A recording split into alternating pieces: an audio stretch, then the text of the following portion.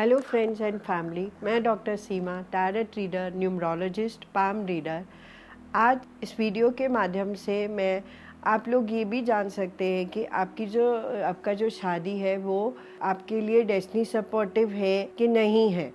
तो उस एस्पेक्ट पे मैंने पहले भी एक वीडियो बनाया था जिसमें आप कैलकुलेट करके पता कर सकते थे कि वो आपकी शादी जो है वो आपके लिए डेस्टिनी सपोर्टिव है और आपकी शादी जो है वो आपके डेट ऑफ बर्थ के साथ मैच करती है। उसी की कनेक्टिविटी में ये दूसरा वीडियो है, क्योंकि कुछ लोग का कॉल आया मुझे और वो बोलने लगे कि वो जो डेट ऑफ बर्थ है वो हमारे से मैच नहीं कर रहा है। तो शादी के प्रोस्पेक्ट्स को जानने के लिए और भी वेज होते हैं। तो एज एन न्यूमरोलॉजिस्ट हम जो है वो कई तरीके से उसको देखते हैं और उसके बाद एनालाइज करते हैं कि क्या वो आपके साथ मैच करता है या नहीं। तो ये जो दूसरा एस्पेक्ट है उसमें जो है हम पर्सनल ईयर को भी कैलकुलेट करते हैं और देखते हैं कि शादी जो है वो हमारे लिए डेस्टिनी सपोर्टिव है। और इससे पहले जो है मैं आपका बहुत बहुत थैंक्स करना चाहूँगी कि आप मेरी वीडियो को ज़्यादा से ज़्यादा सब्सक्राइब और लाइक और शेयर कर रहे हैं, जिससे मुझे बहुत ही मोटिवेशन मिल रहा है और मैं नई वीडियोस लेके हर बारी आपके पास आ रही हूँ और मुझे बहुत अच्छा भी लग रहा है और मैं अपने आप को एक्साइटेड भी फील करती हूँ कि आप लोगों की सपोर्ट की वजह से ही मैं जो है यहाँ तक इस लेवल तक पहुँच पाई हूँ। सो आज हम देखते हैं कि पर्सनल ईयर के अकॉर्डिंगली आप कैसे पता कर सकते हैं कि शादी आपके लिए डेस्टिनी सपोर्टिव है। एक डेट ऑफ बर्थ है 5/5/1968। ये जो डेट ऑफ बर्थ है, अब इनका क्या पर्सनल ईयर चल रहा है वो हम देखते हैं।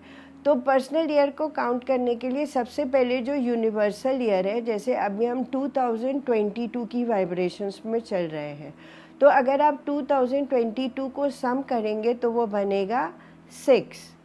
और इनका जो डेट ऑफ बर्थ है वो है 5/5।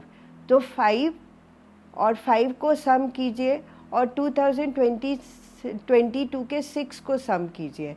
तो 5 सम 5 सम 6 अगर आप करेंगे तो बन जाएगा 16 और 16 को सम करेंगे तो बन जाएगा 7।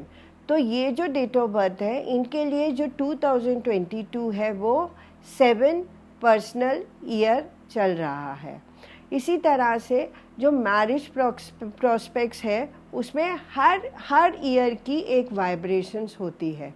सो अब एक और एग्जांपल लेती हूँ मैं। जैसे ये एक डेट ऑफ बर्थ है जो है 28 अक्टूबर 1962। इनका जो शादी हुआ था वो हुआ था 1989 में। अगर आप 1989 को सम करते हैं तो वो बन जाता है 9। और अगर आप इनको 28 को सम करेंगे तो 1 और अक्टूबर को सम करेंगे तो 1 और 1989 का सम किया तो वो बना 9। तो अब 1 सम 9 करेंगे तो बन जाएगा 11 और 11 को सम करेंगे तो बन जाएगा 2। तो इनकी जो मैरिज है वो 2 पर्सनल ईयर में हुई थी। तो ये जो 2 पर्सनल ईयर है, जिन लोगों शादी के लिए 2 ईयर जो है वो बहुत ही स्पेशियस होते हैं, जिसमें 2 पर्सनल ईयर और 6 पर्सनल ईयर। सो 6 पर्सनल ईयर के लिए भी हम एक और डेट ऑफ बर्थ लेते हैं जिसमें ये है 19 सितंबर 1986 और इनका जो शादी हुआ है वो हुआ है 2021 में। अगर आप 2021 को सम करेंगे तो वो बनेगा 5, 19 को सम करेंगे तो वो बनेगा 1 और सितंबर का हम 9 ले लेंगे तो 1 सम 9 सम अगर आप 5 करेंगे तो बन जाएगा 15 और 15 को अगर आप सम करेंगे तो बन जाएगा 6। तो इनका जो शादी है वो इनके 6 पर्सनल ईयर में हुआ है। तो ये जो 2 और 6 जो पर्सनल ईयर्स आते हैं जिनके भी, उनके लिए जो मैरिज प्रोस्पेक्ट है वो बहुत ही डेस्टिनी सपोर्टिव होते हैं। इसी तरह से अब हम 1 पर्सनल ईयर से लेकर के और 9 पर्सनल ईयर तक देखते हैं कि जिनका शादी अगर 1 पर्सनल ईयर में हुआ है या 2 में हुआ है उनके लिए कैसे कैसे एस्पेक्ट्स रहेंगे। सो अगर किसी का, अब आप कैलकुलेट तो खुद कर ही सकते हैं कि आपकी शादी कौन से पर्सनल ईयर में हुई है और आपके बच्चों की शादी भी कौन से पर्सनल ईयर में हो सकती है।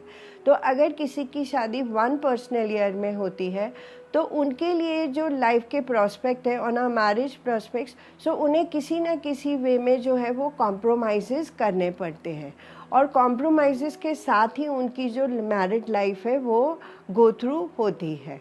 और इसी तरह से अगर हम देखते हैं कि किसी की शादी 2 पर्सनल ईयर में हुई है, जैसे मैंने आपको एक एग्जांपल भी दिया है, तो 2 पर्सनल ईयर में जिनकी शादी होती है, क्योंकि 2 जो नंबर है वो यूनियन का नंबर है, सो मैरिज जो है वो 2 यूनियन से ही बनती है, 2 पर्सन्स की यूनियन होती है और मैरिज के प्रोस्पेक्ट्स बनते हैं।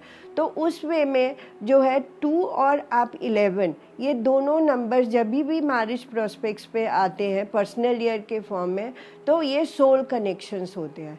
तो उनकी जिनकी शादी 2 पर्सनल ईयर में या 11 पर्सनल ईयर में हुई है, उनकी मैरिज जो है वो एक सोल कनेक्ट होती है। सोल कनेक्ट का मतलब होता है कि जो लाइफ पार्टनर्स है वो एक दूसरे को हेल्प एंड सपोर्ट करते हैं मैरिड लाइफ में आगे बढ़ने के लिए।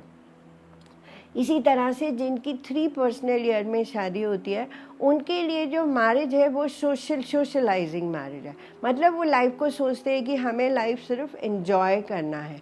तो लाइफ में एंजॉयमेंट के साथ साथ रिस्पॉन्सिबिलिटीज़ भी होती हैं, उन्हें ये भी इस बात का भी ध्यान रखना बहुत ही ज़रूरी है।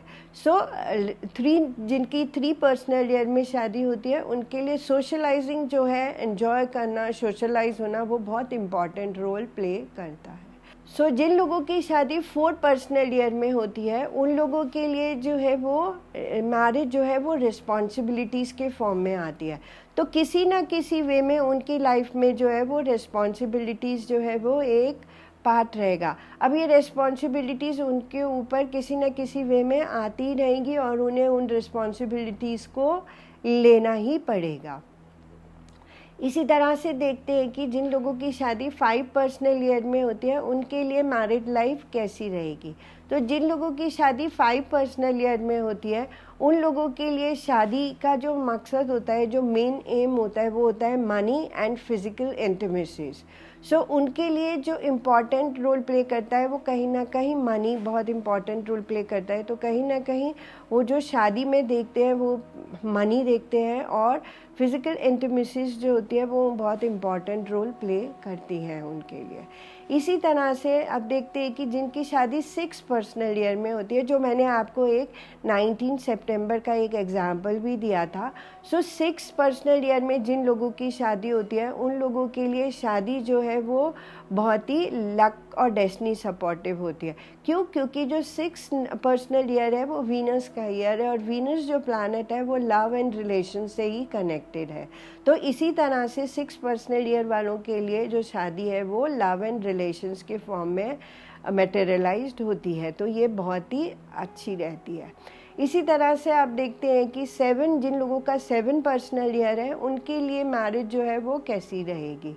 जो 7 पर्सनल ईयर वालों के लिए जो मैरिज है वो थोड़ी सी रिस्क टेकिंग होती है, क्योंकि 7 जो टाइम पीरियड है वो मैरिज प्रोस्पेक्ट से नहीं है, वो अलूफनेस का टाइम पीरियड है। और अगर 7 पर्सनल ईयर में शादी होती है तो कहीं ना कहीं जिनका मैरिज होता है उन्हें कोई ना कोई इस तरह की सिचुएशंस मिलती है जो कहीं ना कहीं उन्हें साइकिक वे में डिस्टर्ब करती रहती है। अब ये साइकिक वे में डिस्टर्ब करना कोई भी हो सकता है, मैं ये नहीं कहूँगी कि हस्बैंड ही होगा, कोई फैमिली का कोई और मेंबर भी हो सकता है जो उन्हें साइकिक वे में जो है वो डिस्टर्ब करता है, जिससे उनकी लाइफ जो है थोड़ी सी डिफ़िकल्ट नोट पे होती है। अब देखते हैं कि 8 पर्सनल ईयर में जिन लोगों की शादी होती है उनके लिए कैसा रहता है।